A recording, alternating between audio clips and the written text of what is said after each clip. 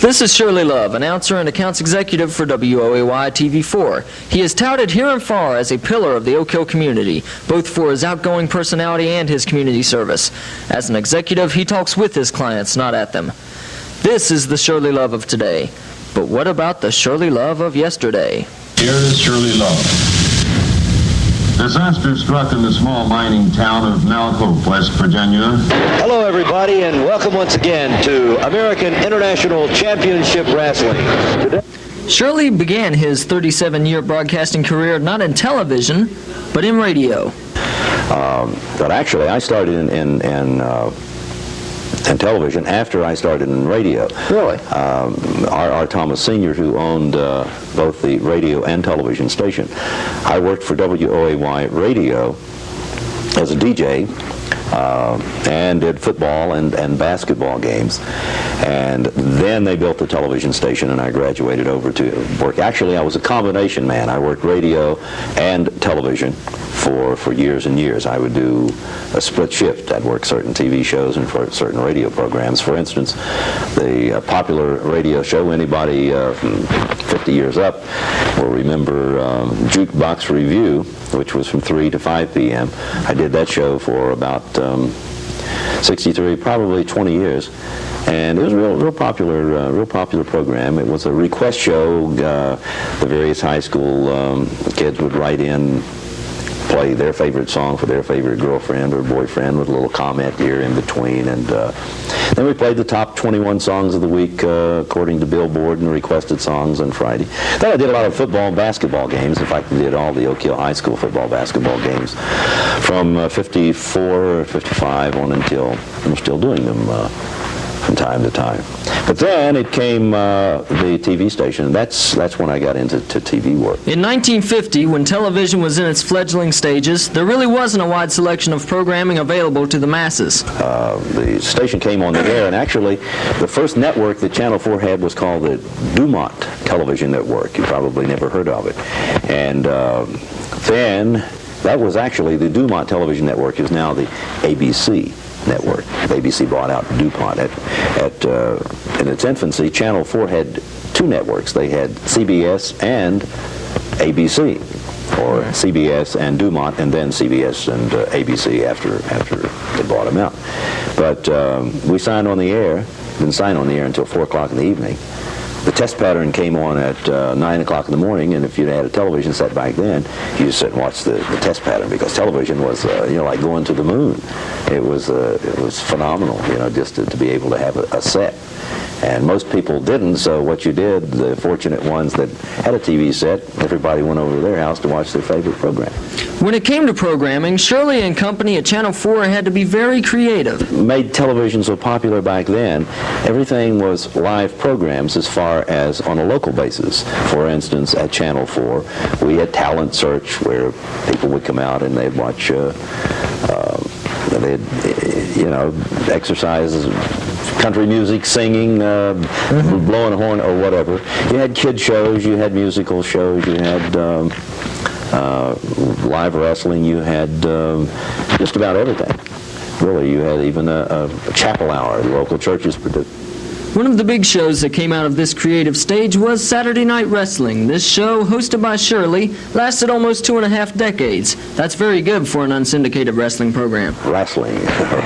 That was the big one. That's the one that everybody enjoyed. That was everyone's Saturday night opera. And it gave audience participation. At Channel 4, in the early years of it, it was before a tape machine came along. It was all live. Everything was live, and this was held in the studios.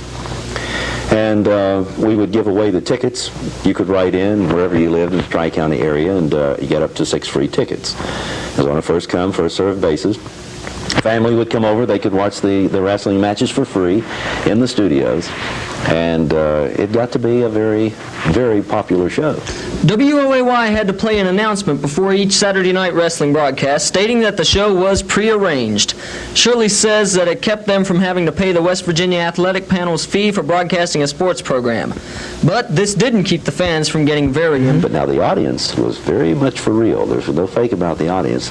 And this made it a lot of fun because in the early years of the live wrestling, and I'm saying live, when you was talking to someone in the audience who had just got inflamed by one of the bad guys roughing up the eyes of one of the good guys, you never knew what they was going to say. You had to be quick on the trigger of disconnecting that microphone, because they just came up with some pretty foul language at times. They'd forget where they were, and a lot of times it got on the air. I mean, it was funny, and it wasn't funny. It wasn't funny for an announcer. It was funny for the audience. Shirley came onto the show as its color man after the first 2 weeks and stayed for its entire duration. One has to wonder, why? Well, in this case, no one else wanted to do it. It was about 1954, and at that time, Bob Kent, who was manager of the Fayetteville Memorial Auditorium, they held wrestling matches in the auditorium, and Bob Kent, he did it a couple of weeks. He said, "Look, man, I can't do this." So the boss said, "Shirley, you'll do Saturday Night Wrestling." Well, I was like you. I was almost an intern to some of the youngsters you have here at Votech. I'd do anything to even though I didn't know I couldn't do it. So I developed my own style. I didn't know arm lock from a flying mare to a flying veal or a Boston crab or whatever all those holes were, but made them up as I went along, and it worked pretty good. In fact, you have some of the footage in the early years of wrestling, and we had everyone there from Argentine Rocca to Gorgeous George.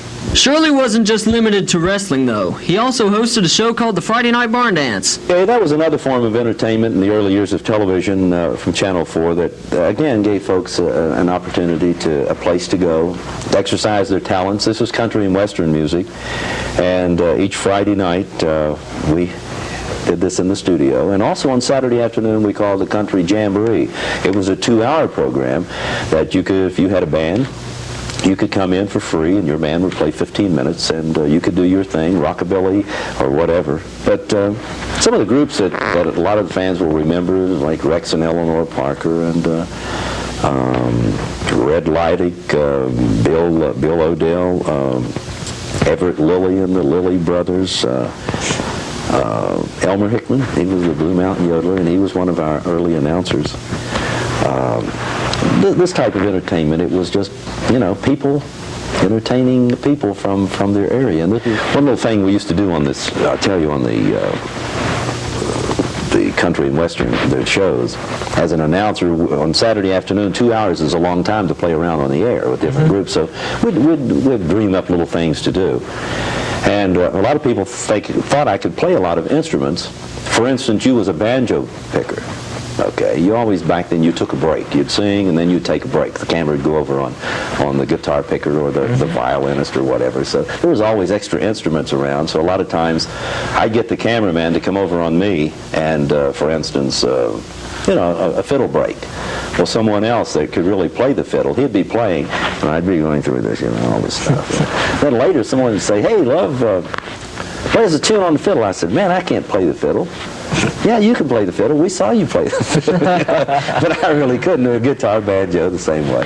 It was always fun to give one of those Jerry Lee Lewis breaks on the piano, and I wouldn't even be hitting the note. But the barn dance was coupled with another music show, the West Virginia Bandstand. The West Virginia Bandstand, now that was a good one. This is where the area high schools each evening would come over to the studios, and usually it was Oak Hill High School because they were the closest. And for 30 minutes we'd dance in the studio to all the popular tunes of that time. This was around 58, 59, 60, 61. And a couple of the kids would lead off a dance, we'd interview them, and it kept everybody up with what was the top tunes. It was kind of like the American Bandstand. It was the local American Bandstand. An interesting note: the Oak Hill Civitan last year had the West Virginia Bandstand reunion, and they're going to have it again this year on August the 24th at the Memorial Auditorium. And if you was one of those particular ones back in that era, it'd be interesting to come over and what it is, the same couples around the area that danced to those tunes in 58, 59, 60, and 61. They come back over to the Memorial Building, and we sort of redo the same format. Last year it was a lot of fun, and I'm sure it's going to be even more fun and more people participating this year than last year. Hello, everybody, and welcome to the Oak Hill Civitan, West Virginia Bandstand Reunion. Well, back in the late 50s and early 60s, one of the highlights of a teenager's day was an evening of dancing in the studios of WOAY TV to the West Virginia Bandstand. Well, today, we're going to venture back into the late 50s and early 60s and... From the Bandstand, Shirley went on to news. He did some anchoring for WOAY during the late 60s and early 70s. It was during this time that Shirley got a story that he considers his gem. This is 1967. Yeah, this was sort of, every newsman that does news, you like to have an exclusive. This sort of was my exclusive then. And Channel 4 at that time, we didn't have 16 millimeter. We did all of our news with Polaroid. And this particular Saturday, and this accident, Siltex mine explosion, happened on a Saturday. And the footage that you're going to see, my wife took my 8mm camera later that night when it was played back on television and videoed it, and took the sound recorder and recorded the sound on a reel-to-reel. Well, I didn't find this until about 3 or 4 years ago, 1987, I think. I found it in a drawer. I forgot about it. And this is real, good footage. A lot of people have never seen it before. WOAY, Oak Hill, Beckley. The Channel 4 news special report on the coal mine explosion at Mount Hope, West Virginia. Reporting is Shirley Love and Sandy Higgins. Here is Shirley Love. Disaster struck in the small mining town of Mount Hope, West Virginia at 9 o'clock this morning. A gas explosion rocked the Siltex mine of the New River Company, killing 7 men and injuring 6 others. The men had just changed shifts when the tragedy occurred. Rescuers encountered a great deal of difficulty trying to reach the trapped men, and it was not until 6:30 this evening that the last 6 bodies were brought to the surface. In the process, 2 of the rescued were injured. Several others were overcome by the bad air in the mine. The mine, which had been inactive since 1939 until 8 years ago, is listed as a very gassy mine by the West Virginia Department of Mines. Local residents and miners have long considered it a dangerous mine with the gas and bad roof, but until this day, no serious accidents had ever occurred there, a fact attributed by local miners to excellent safety precautions and good luck. But the luck ran out for 7 men in the mine today. Here's Sandy Higgins with pictures taken at the scene. By noon, a large crowd of spectators had arrived at the mine site. The Siltex mine is located in Kill Site at the south end of Mount Hope. Shortly after noon, the main motor came out of the mine carrying rescue workers and one of the bodies, the first one found. The rescue workers had been overcome, apparently by the bad air, and oxygen was administered to them. Then the body of Luther Bowyer was placed in an ambulance. By that time, W.F. Eigenbrod, State Superintendent of Mines, had arrived on the scene, and he went into the mine and directed rescue operations from there. At that time, 5 of the miners were still unaccounted for. Then the wife of Howard Morris arrived at the scene and tried to gain entrance to the mine. She was told that her husband was the second miner to be found. It was reported by friends of Mrs. Morris that she is the mother of 5 children, the oldest in the 3rd grade. Then there was a long wait while miners, members of the press, and others waited outside the mine for word on the 5 trapped men. At about 4:30, word came out that the 5 men had been found and would be brought to the surface shortly. Then another long wait. Finally, it was announced that the 5th trapped miner had not yet been found, and once again hope was revived that one of the 5 was not dead. However, there was still no announcement of who the miners were that had been found. Relatives outside the mine were still confused because they did not know if their loved ones were victims or rescue workers. Then word came that the 5th miner had been found, and as feared, he too was dead. Then at 6:20, 9.5 hours after the explosion occurred, the last 6 bodies were brought to the surface, wrapped in burlap. They were transported to Tyree Funeral Home in Mount Hope for identification. And the crowd of spectators slowly began to disperse. The first miner to detect the explosion was William Burke of Scarborough. As he heard and felt the explosion in another part of the mine, it took him approximately 15 minutes to get out and call the shift superintendent. Rescue efforts started almost immediately. W.F. Eigenbrod, State Mines Director, personally directed the rescue teams. Normally, 44 men work in the mine. However, being Saturday, only 21 men reported for the morning shift. Otherwise, the tragedy might have been greater. Those listed as dead were Luther Bowyer of Maple Fork, Dallas Ayers of Beckley, Clarence Cummings of Fayetteville, Hubert Doughty of Carlisle, Howard Morris of Mount Hope, Robert Daniels of Maple Fork, and James McGuire of Mount Hope, listed as injured, but not seriously. Lloyd Markham, Don Legg, George Lane, Culloch Wiley, Ronald Keaton, Maxwell Wallace, all of the Oak Hill, Mount Hope, Beckley area. They're in satisfactory condition in the Oak Hill Hospital. A statement will be issued later by officials of the State Departments of Mines as to the exact cause of this disaster. This has been a special WOAY TV report. This has been a Channel 4 News Special Report with Shirley Love and Sandy Higgins.